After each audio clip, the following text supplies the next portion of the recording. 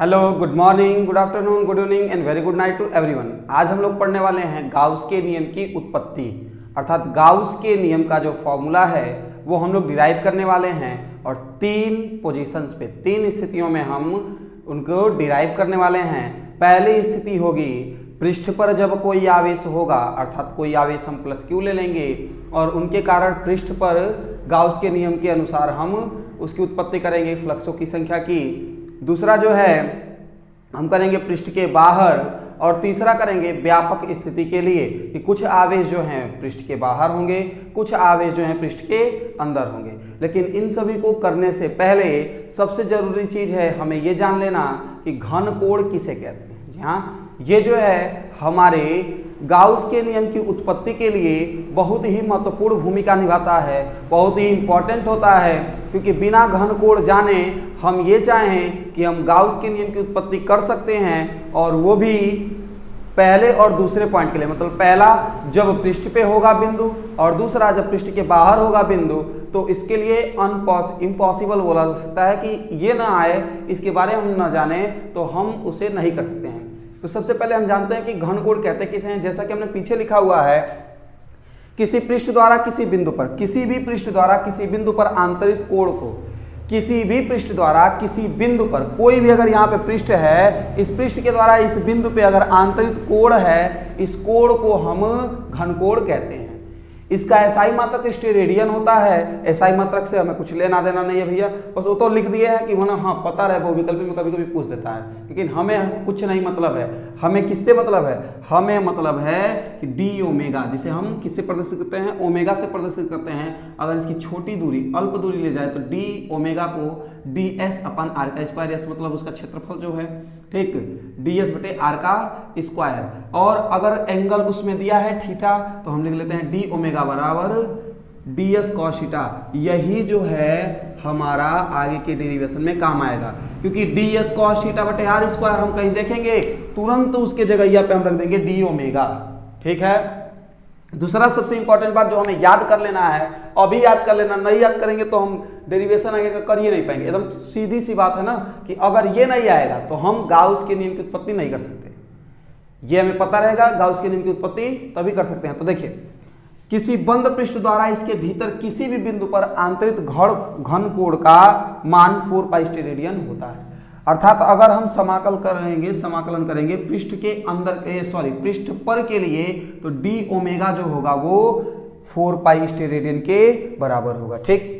इसके बाद से तथा पृष्ठ के बाहर जो होता है, अगर हम पृष्ठ के बाहर के लिए डी ओमेगा का समाकलन करेंगे तो वहां पे जो होगा इसका मान 0 होगा। तो आइए अब बिना किसी देरी के हम लोग चलते हैं अपने टॉपिक के तरफ। इस टॉपिक का नाम है गाउस के नियम की उत्पत्ति। इसका स्क्रीनशॉट ले लीजिएगा आप लोग।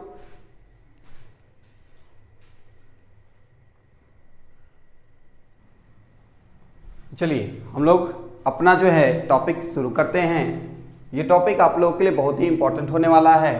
जब कोई आवेश पृष्ठ के भीतर स्थित हो, हम किस पे करेंगे? जब कोई आवेश पृष्ठ के भीतर स्थित हो, तो पहले तो हम मानना पड़ेगा ना कि देखिए अभी हमारे पास कुछ नहीं है, बोर्ड एकदम खाली। अभी हम धीरे धीरे डेरिवेशन करेंगे तो बोर्ड पूरा भर जाएगा। तो सबसे पहले तो हमें कोई आवेश मानना तो पड़ेगा किसी पृष्ठ के भीतर। तो मान लेंगे कि माना कोई प्लस आवेश, प्लस क्यू आवेश, ठीक, प्लस क्यू आवेश किसी पृष्ठ यस के भीतर है। मान लेंगे कि कोई, ठीक है, मान लिया कि कोई क्यू आवेश, जो प्लस क्यू आवेश है, ये जो है किसी पृष्ठ के भीतर स्थित है, किसी पृष्ठ यस के भीतर स्थित है। इस पृष्ठ का क्षेत्रफल एस मान लेते हैं, जो बिंदु ओ पर स्थित है। क्लियर है? फिगर देखिए, अगर फिगर हम लोग समझ लेते हैं ना, तो फिगर का डेरिवेशन है। मैंने फिगर के बारे में ही व्याख्या यहाँ पे हिंदियाँ करते हैं, हिंदी कुछ बच्चे नहीं लिख पाते हैं। तो देखिए हमने मान लिया, और यहाँ से आर दूरी पर किसी बिंदु पी पर हमें ज्ञात करनी है वैद्युत क्षेत्र की तीव्रता। वैद्युत क्षेत्र की तीव्रता में हमें गाउस का नियम ना डिराइव करना है। तो यहाँ पे हम बिंदु P मान लेते हैं कि कोई बिंदु P है, ठीक। और इससे छोटा सा क्षेत्रफल अवयव, अर्थात हम इसको मान लेते हैं ds, ठीक है, छोटा सा क्षेत्रफल अवयव है ds, और इसी ds से गुजरने वाले हमें फ्लक्स की गणना करनी है। अगर ये बताइए कि हम जो है इस छोटे से क्षेत्रफल अवयव के लिए हम फ्लक्स की गणना कर लेंगे तो पूरे का माने छोटे का समाकलन कर देंगे तो पूरे का निकल जाएगा। क्लियर है ना इस बात से? तो इस पे जो है हम मान लेते हैं वैद्युत क्षेत्र की तीव्रता वेक्टर E है और जो क्षेत्रफल सदिश है उसकी दिशा ds, और इनके बीच जो थीटा है वो थीटा है। क्लियर है? इन सभी बातों से एकदम अच्छे से समझ में आ रहा होगा। चैनल पे नए हों सब्सक्राइब कर लें, बार बार करते तो नहीं है लेकिन आज फिर कर दे रहे हैं कि अगर देखिए आपको समझ में आ रहा हो, वीडियो समझ में आ रही हो और आप चाहते हो कि हमारे जो भाई हैं, हमारे दोस्त हैं, वो दोस्त भी अच्छे से पढ़ लें और फ्री में पढ़ लें, क्योंकि सर क्लास तो पूरी कराएंगे ही। तो चलिए टॉपिक पे चलते हैं। बहुत ज़्यादा क्या अब इसके बारे में क्या बोलना है कि कोर्स में देखिए चित्र आप लोगों को समझ में आ रहा है कि नहीं, एकदम ध्यान से देख लीजिए चित्र और उसके बाद से हमें बताइए कि आप लोगों को चित्र जो है समझ में आ रहा है कि नहीं आ रहा है। अगर नहीं आया, थोड़ा सा भी नहीं आया तो आप हमें बताइए, ठीक है। अगर देखें ये हमने कोई बिंदु P मान लिया। अब बात करें अगर घन कोण की, तो इस पृष्ठ के द्वारा अगर इस पे हम मान लें कि कोई कोण बन रहा है, तो यहाँ पे हमने वही तो कहा था कि किसी पृष्ठ के द्वारा अगर किसी बिंदु पे कोण बनता है तो हम क्या कहते हैं? घन कोण कहते हैं। इस बात से क्लियर? अब हम हिंदी लिख लेते हैं कि माना ठीक कोई आवेश प्लस क्यू किसी पृष्ठ, धीरे लिख रहे हैं, फास्ट कर लीजिएगा आप लोग। माना कोई आवेश प्लस क्यू किसी पृष्ठ यस के भीतर, हम ही फास्ट हो जाते हैं, भीतर उपस्थित है, ठीक है। माना कोई आवेश प्लस क्यू किसी पृष्ठ एस के भीतर उपस्थित है। देखिए एकदम हमने क्या लिया कि कोई पृष्ठ यस ले लिया है, एस के भीतर कोई क्या है, कोई जो है हमारा पृष्ठ कोई आवेश प्लस क्यू उपस्थित है। अब यहाँ से हमें बिंदु P के लिए क्या करना है? क्षेत्र की तीव्रता की गणना करनी है, ठीक है। अब हमें देखिए यहाँ पे जो है माना कोई आवेश प्लस क्यू किसी पृष्ठ एस के भीतर उपस्थित है। अब इसके भीतर उपस्थित है तो हम क्या करेंगे? लिख लेंगे कि माना O से P के बीच की दूरी स्मॉल r है, ठीक, ये हम मान लेंगे। अब ये बताइए कि अगर हमने माना कोई आवेश प्लस क्यू किसी पृष्ठ S के भीतर उपस्थित है और O से P के बीच की दूरी r मान लिए हैं, इनके बीच का जो थीटा है वो, इनके बीच का जो कोण है वो थीटा हमने माना है, और सूक्ष्म क्षेत्रफल अवयव तथा P के चारों तरफ एक सूक्ष्म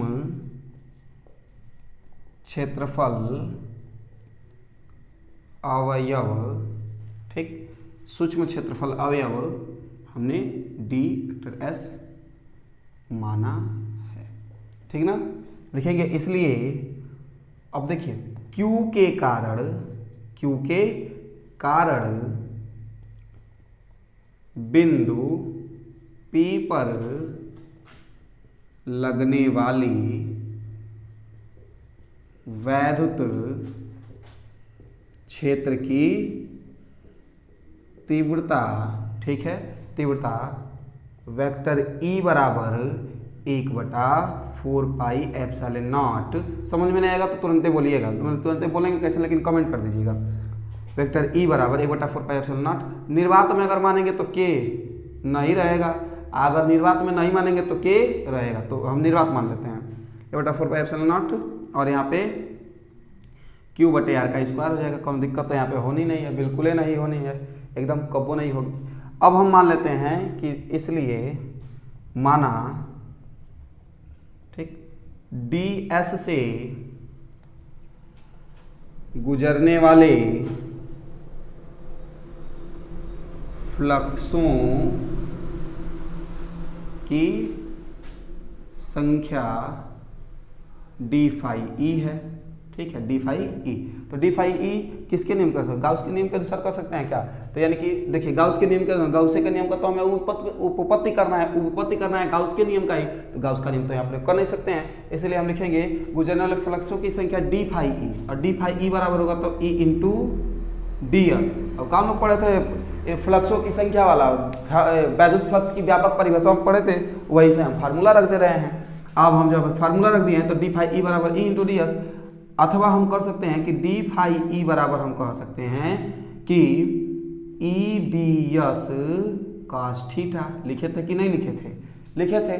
यहीं पे है, देखिए ई है ना, इस ई के जगह पे हम इसका मान नहीं रख सकते हैं। देखिएगा ई के जगह पे, इसी ई के जगह पे हम क्या करेंगे, इसका मान लिख दे, हिंदी लिख दे रहे हैं कि ई के जगह पे, ई के जगह कहाँ लिख देंगे, इस ई के स्थान पर, या फिर डायरेक्ट लिख देते हैं। देखिए सॉरी मिस्टेक हो जा रहा है, मतलब हिंदी बोल रहे हैं, हिंदी में आप भोजपुरी मिक्स कर दे रहे हैं, तो इसलिए ई के या ई का, बहुत गलती लिख दी, ई का मान रखने पर, ई का मान रखिए, ई का मान रखेंगे, तो ई का मान रखेंगे तो देखिए डी फाई ई बराबर आएगा, देखिए डी फाई ई बराबर, ई के जगह यहाँ पे रखेंगे भाई, तो 1/4 पाई एप्सिलॉन नॉट, यहाँ क्यू बटे आर का स्क्वायर, यहाँ E into D S, sorry E तो रख ही दिए हैं, तो डी एस कॉस थीटा। कौन दिक्कत देख लीजिए, हम लोगों ने ई का मान रख दिया और डी एस कॉस थीटा रख दिया, इसके बाद नीचे तो दिखाई नहीं देगा, फिर ऊपर का मिटा के है वाला, फिर से आप लोग को आगे बढ़ाते हैं। ठीक है, स्क्रीनशॉट ले लीजिएगा जल्दी। हाँ, तो ये लिखे हैं हम लोग, अब यहाँ लिखे हैं, यहाँ पे लिखे हैं ना, ये यहाँ पे लिखे हैं। अब ई देखिए डी एस कॉस थीटा है, ये गुणा कर सकते हैं, क्यू को ये ऊपर ला देते हैं, ये इसलिए छोड़ दिया ना ताकि आप लोग को समझ में आए, चाहे ऊपर लिख देते हैं। ठीक, तो डी फाई ई बराबर, एकदम अच्छे से, अब यहाँ थोड़ा धीरे धीरे बताएंगे, इसकी डेरिवेशन शुरू हो गया तो धीरे धीरे बताएंगे तो आप लोग अच्छे से समझेंगे। तो डी फाई ई बराबर, यहाँ पे फिर से पूरा नीचे ही वाला लिख रहे हैं, नीचे वाला भी मिटा देंगे, 1/4 पाई एप्सिलॉन नॉट, ठीक है, और क्यू बटे आर का स्क्वायर, इसमें गुणा होगा हमारा डी एस कॉस थीटा का। ठीक है, अब इसको नीचे का मिटा देते हैं, अब हम लोग डेरिवेशन अच्छे से करते रहते हैं। ठीक है, तो करते हैं डेरिवेशन। अब देखिए यहाँ पे डी एस को इधर लाते हैं, हम बराबर लिख देते हैं क्यू का गुणा 1 में, तो क्यू बटे 4 पाई एप्सिलॉन नॉट, और डी एस का गुणा ऊपर, यहाँ पे यहाँ से 1 आया तो 1 आ जाएगा, तो आ जाएगा डी एस कॉस थीटा बटे आर का स्क्वायर। अब वीडियो का जो पहला 3 मिनट या था उसमें हम लोगों ने क्या पढ़ा था, हमने पढ़ा था कि डी ओमेगा बराबर होता है डी एस कॉस थीटा बटे आर का स्क्वायर। पढ़े थे कि नहीं पढ़े थे? पढ़े थे।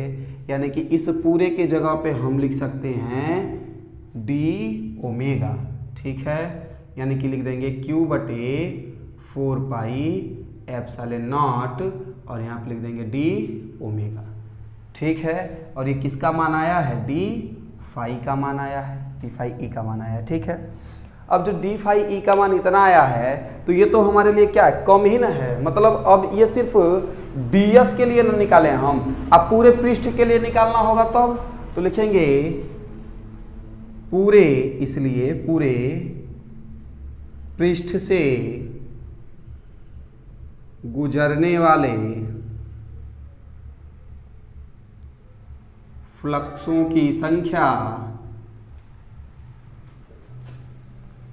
फ्लक्सों की संख्या, ठीक है, ये रफ कार्य है, फ्लक्सों की संख्या। अब पूरे का समाकलन कर देते हैं, माने इसका समाकलन करते तो ये फाई ई हो जाएगा, डी फाई ई था तो फाई ई, अब बराबर समाकलन होगा तो क्यू भी अंदर ही अभी रहेगा, अब 4 पाई एप्सिलॉन नॉट। हमें ये पता होना चाहिए कि जो कांस्टेंट वैल्यू होती है उसका समाकलन नहीं होता है, तो क्यू तो कांस्टेंट है, 4 pi epsilon not yo constant है, बच जाएगा डी ओमेगा, तो फाई ई बराबर हो जाएगा, फाई ई बराबर क्यू, सॉरी जो कांस्टेंट है वो बाहर हो जाएगा तो क्यू बाहर हो जाएगा बटे 4 पाई एप्सिलॉन नॉट बाहर हो जाएगा और उसके बाद से क्या बच जाएगा, डी ओमेगा का खाली समाकलन होगा, क्योंकि यही तो ये सिर्फ इसके लिए ना डी ओमेगा था, पूरे के लिए निकालेंगे तो समाकलन हो जाएगा। अब डी ओमेगा हमने पढ़ा था कि किसी घन कोण द्वारा आंतरित के लिए जो पूरे का मान 4 पाई स्टेरेडियन ना होता है, हमने पढ़ा था कि अगर अंदर है तो अंदर के लिए 4 पाई स्टेरेडियन होता है, जब बाहर होता है, पृष्ठ के बाहर होता है तो उसके लिए 0 होता है। तो हम क्या करेंगे, इसकी जगह पे 4 पाई रख देंगे, रखेंगे कि नहीं, आप लिख देते हैं कि चूंकि समाकलन डी ओमेगा बराबर होता है 4 पाई। पीछे का 3 मिनट जाके देख लीजिए, ये है, ठीक है, पीछे का 3 मिनट बार बार रिपीट करिए, जब तक नहीं समझ में आए तब तक रिपीट करिए। वीडियो तब ही देखिए हम एक बार पढ़ा के चले जाएंगे तो इसका ये मतलब थोड़ी है कि पढ़ा देते हैं वीडियो में तो फिर चले जाएंगे, दोबारा नहीं पढ़ाएंगे। अरे पढ़ाएंगे, अब पढ़ा देंगे, नहीं समझ में आए एक बार में आया तो 2 बार देखिए, 3 बार देखिए, समझ में क्या नहीं आएगा। ऐसा कोई चीजें है नहीं है कि जो इम्पॉसिबल है। हमने पिछले अभी 3 मिनट पहले कहा कि अगर हम घन कोण नहीं जानेंगे तो ये इम्पॉसिबल है, ठीक है, हमने ही कहा इम्पॉसिबल, लेकिन ऐसी कोई चीज नहीं है जो इम्पॉसिबल है। क्या इसकी इम्पॉसिबल खुद कहता है कि आई एम पॉसिबल, ठीक है ना। आगे बढ़ते हैं, जुट्टन का बकवास किया जाए, आप लोग बहुत होशियार खुदे हैं। देखिए फाई ई बराबर, अब इसकी जगह पे हम रखेंगे क्यू बटे यहाँ पे 4 पाई एप्सिलॉन नॉट रहेगा ही रहेगा, इसकी जगह पे आ जाएगा 4 पाई। फिजिक्स केमिस्ट्री में कट नहीं किया जाता, लेकिन काट के दिखा रहे हैं कि आप लोग समझ जाएं। तो फाई ई बराबर, अभी धनिया लिख दे रहे हैं, डेरिवेशन कंप्लीट है हम लोग का। तो फाई ई बराबर हो जाएगा, फाई ई बराबर क्यू बटे एप्सिलॉन नॉट, और पूरा आंतरिक क्यू ए है, पूरा जो आवेश है क्यू इन ही ना है, यानी कि पूरा आवेश क्यू इन है, ठीक। तो क्यू इन बटे एप्सिलॉन नॉट, और यही जो है हम लोगों का गाउस का नियम होता है। यही ना गाउस के नियम में पढ़े थे कि फाई ई बराबर क्यू इन बटे एप्सिलॉन नॉट होता है, अर्थात पूरे आवेश का 1 बटे एप्सिलॉन नॉट गुना होता है। तो ये हम लोग का पहला डेरिवेशन कंप्लीट। कहीं पे कोई दिक्कत हो तुरंत कमेंट करिए, स्क्रीनशॉट लेके भेजिए कि सर स्क्रीनशॉट लीजिए और ऐसे टिक कर दीजिए सर यहाँ पे जो है हमको नहीं समझ में आया है, यहाँ पे आपने कैसे किया है, तो उसको हम आगे क्या करेंगे, आपको व्हाट्सएप पे आप सेंड करिए, चाहे टेलीग्राम पे सेंड करिए, ठीक, कहीं भी सेंड करिए, हम आपको रिप्लाई जरूर देंगे। ये हमारा वादा है कि हम इसका रिप्लाई जरूर देंगे। आप ट्रिक करके भेजिए कि सर इस जगह पे हमको समझ में नहीं आया, चाहे इस जगह पे आपने कैसे किया ये हमें समझ में नहीं आया, तो हम तुरंत आपको रिप्लाई उसका दे देंगे, और बिल्कुल कोई टेंशन की बात नहीं है, अच्छे से आपको समझ में आ जाएगा। तो वो समझ में आया कि नहीं कि फाई ई बराबर क्यू इन बटे एप्सिलॉन नॉट कहाँ से, क्यू इन माने कुल्ली आवेश क्यू इन, कुल्ली आवेश क्यू है, माने कुल आवेश क्यू इन ना है, पूरे आवेश को लेते हैं तो क्यू इन माने इनपुट, इनपुट में कितना आवेश है, ठीक है। तो इनपुट में पूरा आवेश को हमने क्यू इन ले लिया, एप्सिलॉन नॉट कर दिया, और यही हमारा गाउस का नियम है जो हमने पहली स्थिति पे, अर्थात जब कोई आवेश पृष्ठ के भीतर स्थित है तो हमने सिद्ध कर दिया। नेक्स्ट हम पढ़ेंगे जब कोई आवेश पृष्ठ के बाहर स्थित है, ठीक है। स्क्रीनशॉट ले लीजिएगा आप लोग।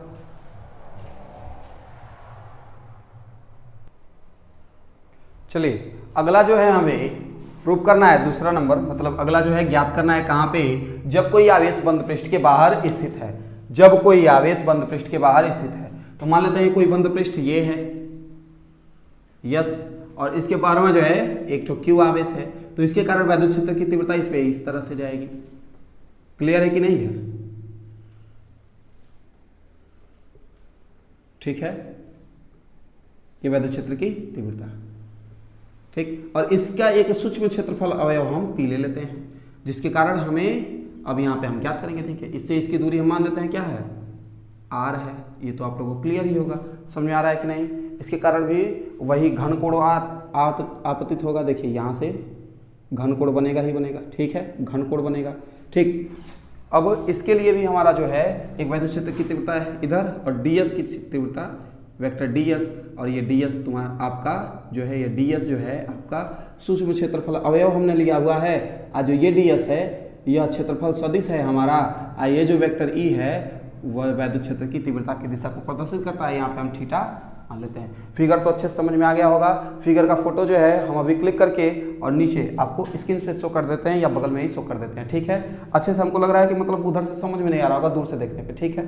फिर हम फोटो दिखा दे रहे हैं, वो भी कैसे बनता है ये भी समझ लीजिए। और अब हम हिंदी कैसे लिखते हैं कि माना, देखिए हिंदी लिखना बहुत कठिन नहीं है, लेकिन मतलब स्टेटमेंट लिखना बहुत कठिन नहीं है, स्टेटमेंट पे ही हमें नंबर मिलना है। तो माना क्यू आवेश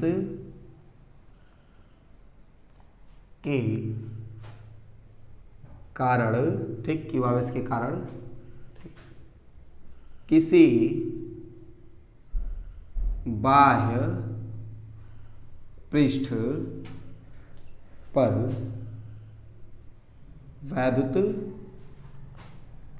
क्षेत्र की तीव्रता वेक्टर ई है। ठीक, हमें, या फिर अब तो हमने मान लिया कि क्यू के कारण किसी बाह्य पृष्ठ पर वैद्युत क्षेत्र की तीव्रता क्या है, ये, इसके कारण वैद्युत क्षेत्र की तीव्रता इस पृष्ठ पे ये है। अब इस ds पे जो है हमें ds हम पृष्ठ पर एक सूक्ष्म, ठीक है, एक हम सूक्ष्म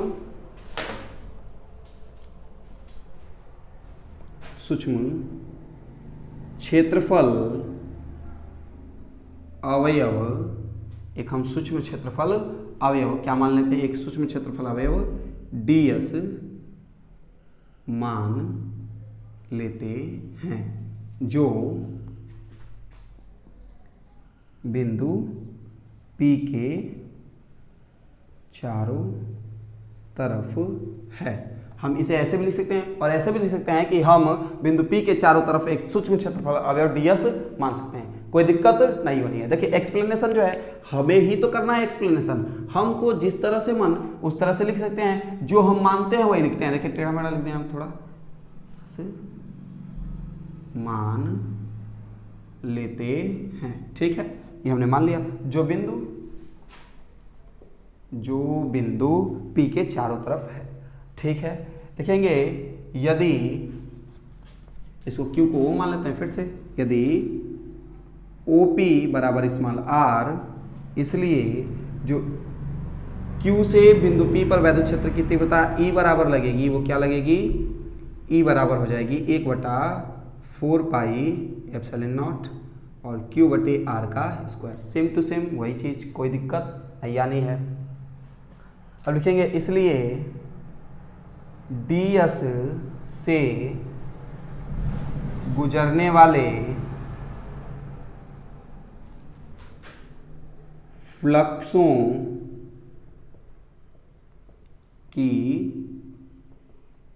संख्या, ठीक, ds से गुजर रहा है तो d फाई ई ही हम लगे, d फाई ई बराबर हो जाएगा, ठीक, d फाई ई बराबर, तो देखिए ds से जो गुजर रहा है तो हमें d फाई ई ही लेना है और होता है e into ds cos theta. e into ds भी होता है लेकिन हमें यूज यहाँ पे ds कॉस थीटा वाला ही करना है। अब यहाँ पे मान रखेंगे e का, तो लिख देते हैं, थोड़ा थोड़ा है छोटा छोटा, e का मान रखने पर, ठीक, e का जब मान रखेंगे तो d फाई e बराबर आ जाएगा, e की जगह पे 1/4 पाई एप्सिलॉन नॉट और यहाँ पे q बटे r का स्क्वायर और यहाँ पे ds कॉस थीटा, ठीक है। इधर सॉल्व करते हैं। अब क्या फिर स्क्रीनशॉट लिलवाएं, फिर यहीं पे कर लेते हैं, क्या दिक्कत है, समझ में तो आ ही रहा होगा आप लोग को। अब देखिए e का मान रखने पर, जो e का मान है हम रखेंगे, पहले e का मान रख दिया गया है, अब e का मान रखा गया है, फिर से वही काम, q को इधर करते हैं, ds को इधर करते हैं, तो हो जाएगा हमारे पास d फाई e बराबर q upon 4 pi epsilon not, ठीक है, और यहाँ पे हो जाएगा ds cos theta upon r का स्क्वायर, ठीक है, कोई दिक्कत नहीं है। अब यहाँ पे d phi e equal to q upon 4 pi epsilon not and इसका मान d ओमेगा। अब बार बार तो ये बताना नहीं पड़ेगा कि चूंकि d ओमेगा बराबर होता है ds कॉस थीटा बटे r का स्क्वायर, ठीक है, फिर भी बता दिए बार बार। अब चूंकि हमको एक चीज तो एकदम क्लियर पता है कि जब अभी लिखे हैं हम लोग कि जब बाह्य बिंदु पे होता है तो d ओमेगा का मान 0 होता है, लेकिन पहले तो हम पूरे के लिए ज्ञात करेंगे। लिखेंगे पूरे पृष्ठ से गुजरने वाला या वाले फ्लक्स, ठीक, या वाला गुजरने वाला फ्लक्स फाई ई बराबर हो जाएगा क्यू, समाकलन करेंगे क्यू बटे 4 पाई एप्सिलॉन नॉट और डी ओमेगा, इनका तो होगा ना, ये बाहर आ जाएंगे, तो जाएगा फाई ई बराबर Q upon 4 pi epsilon not और डी ओमेगा का होगा समाकलन, और डी ओमेगा का समाकलन होगा तो वो 0 हो जाएगा, इसलिए फाई ई बराबर, ठीक है, Q upon 4 pi epsilon not multiplied by 0, so it will be phi E equal to हो जाएगा 0। यही तो हमें लाना था। मतलब अब जो है हमें ज्ञात क्या करना था कि जब कोई आवेश बंद पृष्ठ के बाहर स्थित होता है तो उनसे गुजरने वाले फ्लक्सों की संख्या बताइए। तो हम लिख देंगे जब कोई आवेश, ये हमने ज्ञात किया है, जब कोई आवेश बंद पृष्ठ के बाहर, ठीक है, दिखाई दे रहा होगा, बाहर स्थित होता है, स्थित होता है, ठीक, स्थित होता है, तो गुजरने वाले फ्लक्सों की, तो पृष्ठ से गुजरने वाले फ्लक्सों की संख्या 0 होती है, और डबल इंट का इसे आप बंद कर लेंगे। तो ये तो रहा हमारा ये। अगर आपको पीडीएफ चाहिए तो हमारे एक काम करना होगा कि वीडियो को लाइक करना होगा, सब्सक्राइब करना होगा, बेल आइकन को प्रेस करना होगा और शेयर करना होगा, ठीक है। पीडीएफ जल्दी ही, जैसे ही हमारा टारगेट कंप्लीट हो जाएगा, तुरंत आप लोगों को जो है हम पीडीएफ प्रोवाइड करा देंगे, लेसन 1 से लेकर के पूरे लेसन तक का। एकदम गारंटी है हमारी कि जैसे ही हमारा टारगेट कंप्लीट हुआ वैसे ही हम क्या कर देंगे कि पीडीएफ आप लोगों को सारा तैयार, अभी मतलब तैयार तो नहीं है लेकिन तैयार करके और हम पीडीएफ आप लोगों को अपलोड कर देंगे। गूगल ड्राइव का आप लोगों को लिंक दे देंगे, वहां पे आप लिंक ओपन करिएगा, आपको पूरा पीडीएफ मिल जाएगा। लेकिन पीडीएफ से पहले आप लोगों को पहले लेक्चर तो समझ में आना चाहिए। लेक्चर समझ में आ रहा हो तो वीडियो को लाइक भी तो करना चाहिए। व्यूज आ रहे हैं 17, अभी तो स्टार्टिंग है ना, तो 70 ऐसे आ रहे हैं व्यू, और लाइक जा रहे हैं 13 जा रहे हैं, 13 लाइक, ठीक। तो जितने लोग देख रहे हो उतने लोग तो कम से कम लाइक कर दिया करो, और कमेंट करके पूछा करो कि सर इसके आगे कौन सा है। अब इसके आगे देखिए व्यापक स्थिति वाला वीडियो काफी लंबी हो रही है, आधे घंटे का लेक्चर हो रहा है, तो इसलिए जो है व्यापक स्थिति हम अगले लेक्चर में पढ़ेंगे, ठीक है। व्यापक स्थिति मतलब पृष्ठ रहेगा, अब स्क्रीनशॉट आप लोग ले लीजिएगा, इसको मिटा देंगे। पृष्ठ रहेगा, इसके 12वां, इसके अंदरवा Q1 Q2 और Qn रहेंगे, और इसके 12वां Q1 Q2 और Qn रहेंगे, और इसके कारण हमें इनके कारण गुजरने वाले फ्लक्सों की संख्या ज्ञात करनी रहेगी। तो हम लोग नेक्स्ट वीडियो में ज्ञात करेंगे, और तब तक के लिए आप लोग को बाय और गुड नाइट। फिर से गुड नाइट माने good morning, good afternoon, good evening and very good night. माने चारों हम एक के बार इसलिए बोल देते हैं ताकि जब आप लोग वीडियो देख रहे हो तब रिप्लाई कम से कम तो कर दिया करिए। और उसके बाद से आज के लिए हम लोगों का इतना ही। चैनल पे नए हो तो एक बार फिर से कहना चाहेंगे कि चैनल पे नए हो तो चैनल को सब्सक्राइब जरूर करें, बेल आइकन को प्रेस कर दें ताकि आने वाली हर वीडियो अपडेट आपको सबसे पहले मिल जाए। जय हिंद,